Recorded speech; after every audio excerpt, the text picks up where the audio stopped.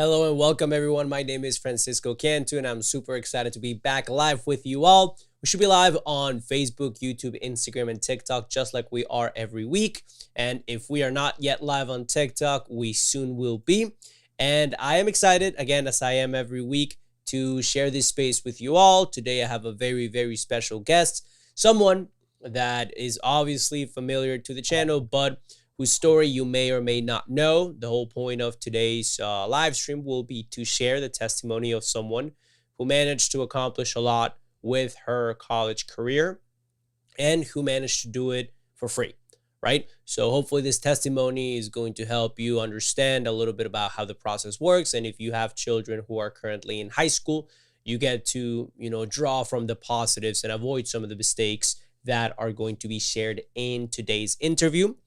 To give you a little bit more context, first I'm going to ask you to go ahead and comment if this is your first time watching one of these live streams, or if you are someone who is a recurring viewer, someone who's joined in the past. That will help me know, again, what questions to avoid or glance over if I notice that most of you are recurring, or just to have a gauge on who our audience is. And additionally, it's going to help boost this live stream so that more people who are interested in these type of college related topics can go ahead and be recommended this, and it helps us grow the channel, and hopefully it helps you see more content like this because you engage with it, right? So I see Rubisha saying first timer, welcome. And yeah, so if you're first time watching this, Laura is who I am interviewing today, and she is here joining us. Yes, so to tell you a little bit about her accomplishments and why we decided to do this interview.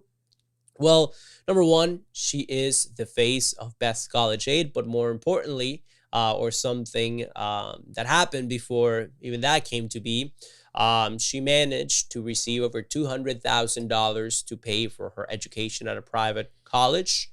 She studied digital media, and she had a minor in theater. While she was at school, not only did she study abroad in England for free, she was also able to secure internship and job experiences at ESPN in media production. And now she has produced content that has been watched by millions of people and hundreds of thousands of followers over all of her social media platforms, which she's in charge of. She is, once again, the CMO of Best College Aid. And today, to expand on the Best College Aid lore, we are going to be talking and learning more about Laura and her story. So welcome, Laura. Hello, thank you so much for having me. Even though I have been here before, but I guess I've been interviewing, so it's time to be the person getting interviewed. So I'm very excited, and yes, hopefully, my experience, the tips that I share today that helped me be able to go to my dream school without having to pay anything, going into debt, and also, do the things that I love, and that honestly eventually helped me to get to this point, is something that can help others who might be interested, or who are just going through this college admissions process. So I'm really, really excited and can't wait to get to those questions. Right. And something that we're very aware of is that we are in a very privileged position, Laura and myself, and David, who's also on the English channel, in the terms of that we lived the first generation college experience ourselves. We moved to this country and we didn't have a clue on how the college admissions process worked. So literally started from zero in that regards. Things like GPA, SAT, ACT, all those things were foreign terms to us because it's not the way that it works where we're from. However, we, after managing to accomplish that, obviously over the last 5-6 years, we created Best College Aid, which, yes, there's the social media aspect of it, which across our Spanish and English channels and TikTok, Instagram, YouTube, and Facebook, we have, hundreds of thousands of people that follow us, millions of views, and that's helped us reach a lot of people and share valuable information. But then we also have the component of our Best College Aid advising program, where we have thousands of students that we've helped get accepted to top 20 institutions, Stanford, Harvard, Duke, Yale, Penn, and then we have big state schools. We have the UNC Chapel Hills, the UFs. We have private schools, the University of Miami. So we've had a lot of success with these students accomplishing a lot. And we're in a privileged position because, again, not only did we experienced the side of the student very recently, but also after the last 5 6 years, we have heard first-handedly the testimonies of our parents who we work with, and we help them send their kids to college. So when I say privileged position, I talk about the feeling of understanding both the student struggle and what they're going through, and the overwhelming feeling that they might be experiencing, but also the parents struggle, because that's who we've been working with over the last 6 years, with thousands of our parents who have managed excellent results. So with that being said, and being aware that we have this understanding, Laura, we've been here 14 15 years, and you lived through this experience since you were finishing up middle school. Obviously, we talked about your results, over $200,000 in scholarships and aid combined. We're going to extensively talk about your results. But what I wanted to start with is, we have a lot of people who watch this, a lot of parents who might intend on their kids being first generation college students, who are scared, who are overwhelmed, who might not know where to start, who really feel alone and lost in this process.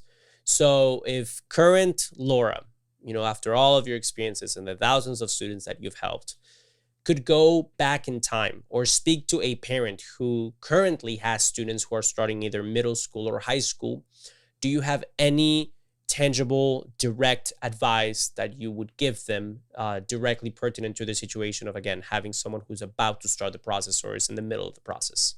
Yes. Start as early as possible. And if it's really early on, like elementary school or maybe middle school, early middle school, try a bunch of things and find the one thing that you really are passionate about in the classroom and also outside of the classroom when it comes to extracurricular activities. Because not only obviously, practicing a sport, being part of the theater club, doing, being part of the marching band, and maybe being a leader, being part of student government, all those things can help you have a good college resume and also potentially get scholarships. But it's going to make the process of applying to college, looking for schools, creating a college list, and just honestly going through that, navigating high school much easier. And it's just going to be something that it's going to help guide your students and help them find opportunities in high school and beyond in college. Right. So yeah, that would be something that I would tell people. Yes, and we have a lot of parents who did not maybe go to college themselves, or first generation students themselves, who might not have the frame of reference as to the importance of, as you mentioned, extracurriculars. Later, again, as we navigate through your story, we're going to see the different components of a college application and why they matter. But given that you started off with that very helpful piece of advice as far as exploring, extracurriculars, getting leadership, practicing them for as long as possible, do you want to talk a little bit about what that looked like for you, your extracurriculars, and what they did for you on a personal and on a college application level?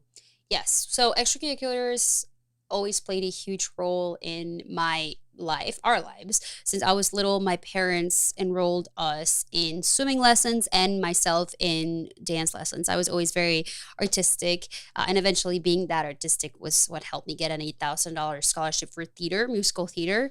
But yeah, extracurriculars were not only a great way to make friends and to just kind of have a life outside of school. It also really helped me when I first got to the US, kind of as a first generation student, kind of understand what that process was like, because I was I had friends, I had coaches, I had people, teachers, that helped me understand opportunities that I could eventually, if I worked hard enough and I looked for them, I could receive. One of my theater teachers told me, I had no idea when I first started doing theater in my freshman year of high school. I was just doing it because I loved it. And she told me I went to college with a scholarship. So that's when I opened my eyes and realized, okay, wow, like if I really want to do this, because I love it, and also I'm going to be needing those scholarships, I need to look for those opportunities. I knew that I didn't want to major in theater. I didn't want to go to the conservatory, NYU, something like that. But I wanted to do it kind of to as an extracurricular, or as some student athletes do, like basketball, D1 swimming, like David did. I wanted that to be like my sport Right. when I went to college. So it kind of put everything into perspective, and my whole journey from then on, my application, I considered theater, and it was something that I looked for, and I tried to find opportunities that would allow me to continue to do theater in college as an extracurricular, but also, B, get money and be able to fund my education with this extracurricular activity. Right. So you were talking about when you were going through the process of, navigating high school, figuring out what you like, engaging in extracurriculars. You said there was a pivotal moment when you didn't know that you could, get scholarships or increase the competitiveness of your college application through theater, but then you learned about it.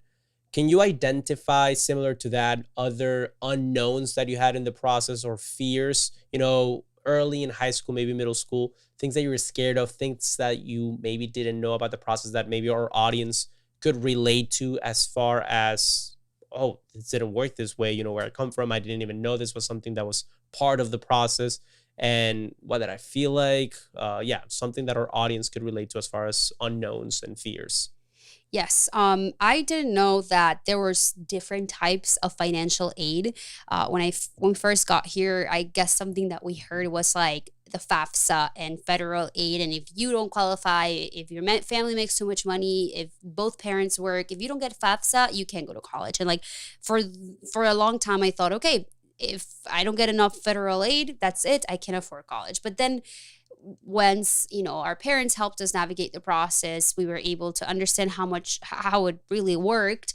I came to find out that there were different sources of financial aid. There was state aid, institutional aid, and how important institutional aid could be. And it ended up being for me because I think 75 to 80% of my financial aid award package came from institutional aid and scholarships. But that's something that I didn't know when I first started. And I feel like it is something that both parents and students are not aware of, that if you live in a state like Florida, there's programs like Florida Bright Futures, that if your student works hard enough and meets certain requirements, they could get a scholarship to go to college. There's the Texas state programs, California, New York, you name it. Obviously, it depends on the state, depends on the type of student, their specific situation, but this is one type of financial aid and scholarships available. And ultimately, there was also private scholarships. And something that I didn't know, or this misconception that I guess I had, was that it was super competitive and there wasn't enough private scholarships. But what was really cool, and what I eventually, I guess, found out with private scholarships specifically, is that there is actually like over $1 billion in private scholarships available, and a lot of money goes unclaimed every year. And there's tricks and strategies to finding private scholarships.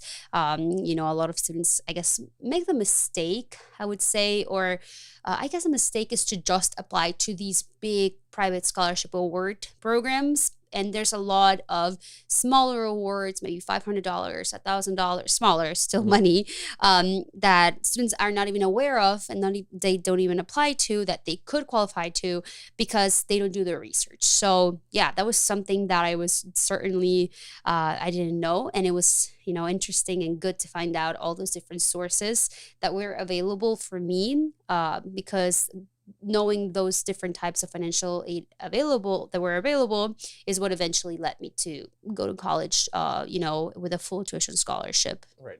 So clearly there is a gap that we have to bridge between things that you didn't know about the process, when you started, oh, the sources of scholarship, oh, extracurriculars and the role that they play, similar to a lot of the questions that we're getting right now on Instagram or YouTube, what matters with an extracurricular? How can you make the most out of it? So clearly there's a before and an after to your understanding, because as we talked about, and as we will continue to talk about later, there are tangible results, right?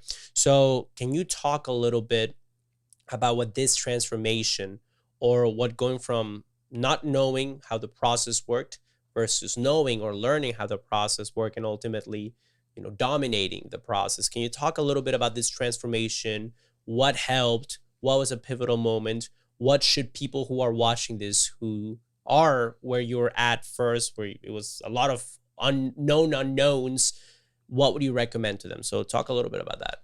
Yes, to me, the biggest thing, or the thing that made the biggest difference, was kind of realizing that there's so many colleges and universities in the United States. For some reason, and this is something that I still see to this day, a lot of people, for example, here in Florida, will think, okay, the only schools that they've heard of, that they know about, is UF, FSU, UCF, and they don't really, are aware that there's so many. Of course, they know there's other schools like UT Austin, NYU, the Stanfords, but they don't really, I guess, do the research, or try to maybe do some investigate and try to find other type of institutions, because they think that going out of state is going to be too expensive. And that was a misconception, or a thought that I had, that going out of state just was going to be more expensive than staying in Florida. So once I found out that there were so many institutions, and that the secret, and what really helped me and what helps a bunch of my students nowadays, is that process of creating a college list and researching and finding opportunities, finding schools that A, offer what you want to study, B, have the extracurriculars that you want to continue to pursue in college, and obviously C, which is a really important one, schools that are, they're generous when awarding financial aid and scholarships. Once I found that out, and that was a process that I had to follow in order to, go to school out of state, and maybe potentially go to school in the city, because that's what's, or near New York City, which it was something that I wanted to do. I think kind of like everything changed for me. And I started working hard on it, and on researching almost all those 4,000, 3,000 colleges and universities, to find the right school that was going to allow me to study what I wanted to study, to do theater, to maybe get a theater scholarship, to be in the Northeast, to be really close to New York City. And I applied to schools in Florida because we live in Florida, but I also applied to schools all over the country, mostly the Northeast. And it was cheaper for me to go to these private schools that I applied to in New York than it was for me to stay in Florida. So I guess that's like the biggest misconception or unknown that I had, was that not, I guess eventually at one point I wasn't aware of the opportunities that were out there because of misconceptions or things that I might had heard, or just simply not knowing, or thinking, Right. oh, going all the way to New York is so expensive. But then once I applied and I found those opportunities, and it took time and it took work, and there's a specific process that we do teach our students. That's what allowed me to go to New York and eventually go to London for a semester. But it took planning, and it was something that helped me. Yeah, it's interesting the role that either preconceived notions or something you hear has on a student, because as you were talking about that experience, something I don't think I've ever shared on our socials is, I remember when I was choosing my classes from sophomore to junior year, right? Freshman year, I took all honors classes, no APs. Sophomore year, I took two APs, AP Psych and AP European History. And then I remember that I was a sophomore and I was choosing my classes for junior year. And, I had done well in those classes. I think I got straight A's and maybe like a B in Euro. And then what happened was that my friends were picking classes, people that I hung out with every day. And I remember, I made my original draft, and I think I had selected, I'm taking two APs this year. Next year, I'm just going to take three, because it seemed like the natural progression. I think that's what I had seen from either David or one of my Vidal, one of my older siblings. But then I kind of looked over at what my friends, my peers, that I felt as though we were, in the same intellectual, whatever cognitive level. And they were like, oh yeah, we're taking 6 out of our 7 classes are going to be APs. And I was just like, oh, that's something you can do. That's something that like people are considering. And it was not that I felt that I couldn't. It was just something that hadn't even crossed my mind, because my frame of reference was what I had, seen, whether it was this current year that I was taking 2 classes, or what I had seen from, I believe it was David, that had taken 2 AP classes junior year, right? So then I realized, wait, but I do just as well in all my classes than my friends who are going to take 6 APs. So just as a leap of faith, I didn't really think too much about it. And I was like, okay, yeah, I'm just going to take just as many. I'm going to take all 6 APs. I went on junior year and I went on to get straight A's. I didn't get any more intelligent, or my brain didn't grow, right? There was not a before and after. It was just expanding what I thought was possible. But, I could have very well just taken those 3 AP classes and probably get the same grades as before. But what I think helped the most for me is seeing what was possible by expanding beyond what I knew, right? So this long convoluted rant, or the reason why I'm sharing this story, is a lot of preconceived notions that we have might limit us. Especially, we work with a lot of first generation students whose frame of reference is, oh, my parents didn't go to college, or no one in my family has gone to college before. So what I believe to be possible is to get a job after graduation, which again, it's not a knock on anybody or that lifestyle. That's perfectly fine if that's what you want to do with your life. But what I'm saying is, only thinking of that as an option might be the byproduct, not of you wanting that, but rather that being the only thing that you're aware of based on what you see from your peers, on your parents. So I invite anyone who's watching this to go ahead and think a little bit outside of what you're seeing within your sphere of influence, and maybe see what other spheres of influence who are aspiring for different things, leaning more towards the road of college education, are doing. So I just wanted to share that quick little story, in the process of you sharing, or as an addition to what you shared in terms of what helped you go from that transformation of unknowns to knowns, and learning about these things. So obviously, we're at a point in your story where you learn about, okay, colleges care about this. These are what extracurriculars do. This is what I've taken. These are the classes that, this is how well I've done. Can you talk to people watching this who might not know a little bit about your application process, what worked, where you were accepted, expand on the results that we already shared, and then, yeah, where you ended up, just so that everyone understands a little bit about Laura's journey?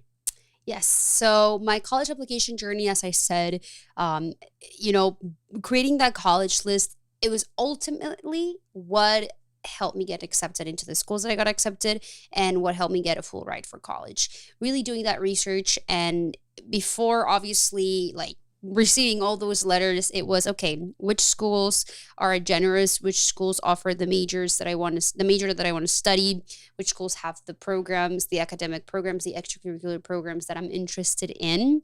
And honestly, in order to get accept for me to have gotten accepted to the schools that I got accepted to, there was a bunch of research behind it. And obviously, one of the things, and I already talked about it, but musical theater, and applying to schools that had theater programs, that had theater scholarships, for which I did had to audition, was something that I was looking for. So it kind of like helped create my college. Just I knew what I was looking for in the school. So it helped me kind of narrow things down. And, in high school, I was a very, my grades were, I wasn't a straight A student. I was an AB student. And really what the strongest part of my application was how, I guess, well-rounded it was, how involved it was. Not only was I in theater and part of the theater board, I was also the president of the National Honor Society. I was in Best Buddies. I didn't take a bunch of AP classes like you did, but I did take about 9, I believe, all through high school. I took honors classes, but it was mostly my involvement and my leadership, my extracurriculars, that I think really carried my application and had the most weight. And the things that I talked about in my essays and my college interviews, I applied to schools like Syracuse University, and I got accepted. Penn State, I got accepted. Ithaca College, sorry, I got accepted. Marist College, which is the school that I ended up getting a full ride at, and where I ended up going. Amazing school, private school in Poughkeepsie. Go Red Foxes. I got accepted into FSU. I got accepted into UCF, Florida schools, USF. And yeah, I mean, as I said earlier, even though I applied to a bunch of Florida schools and got accepted to schools here, it ended up being cheaper for me to go out of state. So it is something that, kind of made my decision easier. Obviously, the scholarships, because for us, our parents were very transparent with us of how they could help us or if they could even help us financially when it came to paying for college. So it was also something that I considered when I was applying, which schools were going to be generous financial with financial aid. So I was also looking for schools that had big endowments, schools that had big financial aid awards, who were known for being generous with first generation students, with students with a similar financial profile as my family's. So yeah, I that's what I did, and how I managed to go to college with a full ride scholarship. Right. So $200,000 at Marist College. Tell me what that got you. What was that experience like? The ups, the downs, the if there were any downs. A little bit about what that college experience was like before we talk about best college aid. Yeah, I mean, college was awesome. I miss it. I feel like I don't even know. I feel like I'm still gonna go back, and but I'm not. I graduated in 2020. I guess part of it was because I was a pandemic grad, so that was kind of weird. But yeah, it was one of the best 4 years of my life. Obviously, it was also challenging at times. I was an RA. For my sophomore, junior, and part of my senior year. So being an RA was very challenging, and I'm not gonna sugarcoat it. It was a lot of work, but it also gave me help. It paid for my room and board, so I had money left over for those 2 years. So it was also another financial decision that helped me, pay for college and have money to pay for things. But that's a different story. College was awesome. I managed to go abroad to London. That's something that I always wanted to do. I managed to have an internship for ESPN, which I worked for covering the live basketball games. And it was just super cool, and something that I probably wouldn't have gotten if I didn't go to college. And it was just, I made friends from, I was really close with the international students, my best friends from New Zealand, Amy. And, I met her. I had never met a person from New Zealand. And I managed to, I mean, not managed, but she was one of my best friends. And we still talk to this day. And yeah, it was just a really cool experience. And I learned a lot inside of the classroom, but I think I learned just as much outside of the classroom. So yeah, I loved it. Right. So that's what a lot of people watching this first generation, prospective students can be looking forward to. Obviously, everyone wants different things. You mentioned earlier the importance of making a list of colleges that aligns with what the student wants to study, that align with the financial need of the household, that aligns with, the financial aid policies that some schools, because some schools only offer aid to people who qualify as citizens, residents, or eligible non-citizens. Others extend those policies to international students. So that within itself is a factor. What they offer to study is a factor. The personal experiences that the student wants to have, as you mentioned, going to a big state school like I did in UNC Chapel Hill, or going to a smaller private college like you did with a more, intensive, focused theater program that, has now allowed you to be in commercials and be an actress. So yeah, all those things matter when going through the college application process. I would say it matters almost as much as anything else. But, now shifting towards, okay, you graduated, you accomplished all these things. Now here we are 5-6 years later, since we started Best College Aid, your senior year of college. And you have thousands of students under your belt that you have learned, that you have taught throughout our Best College Aid program. I guess my question here is for people who are watching, parents who are watching, or students who are watching this right now, if you can identify the most important thing. I know at the beginning you kind of gave advice to people, parents who are freaking out, but now, 40 minutes later, after we've established a little bit more about your story, people who are wondering, okay, what is the first thing that I can do, or the most important pivotal thing that I can do to start on this journey, or that will help me in this journey? What would you recommend them do first? Yeah, for parents, this is specifically for parents, is to be involved and to be aware, and I guess students too, of which responsibilities are the parents' responsibilities, or more the parents' job, and then which are the students. Obviously, most of the responsibilities and things are going to be the students' responsibility. It's the students' journey. Parents should be there to support, parents or guardians should be there to support and to, provide help with specific things. But the student is going to be the one taking the SAT, ACT, taking the AP, ACE, IB classes. All those things, obviously, is responsibility of the student. But I do see that the most the best success stories inside, at least of Best College Aid, from our students and what happened to us, came from students who had a support system and somebody who helped them throughout the whole entire process and who guided them or who just walked that journey alongside with them. So I think that if there's parents here watching, I applaud you. It means that you want to help. Students, be open to communication, open that line of communication, and allow your parents to help you navigate this process, which at times can be very overwhelming. And then, along with the other advice that I shared earlier, find what you love, find what you're passionate about, whether it's an extracurricular activity or if it's your potential career, knowing what you want to major in or having an idea of what you want to study. If you're starting high school, maybe in the middle of middle school, or even if you're in 10th, 11th grade, knowing what you want, you can know where you have to end up.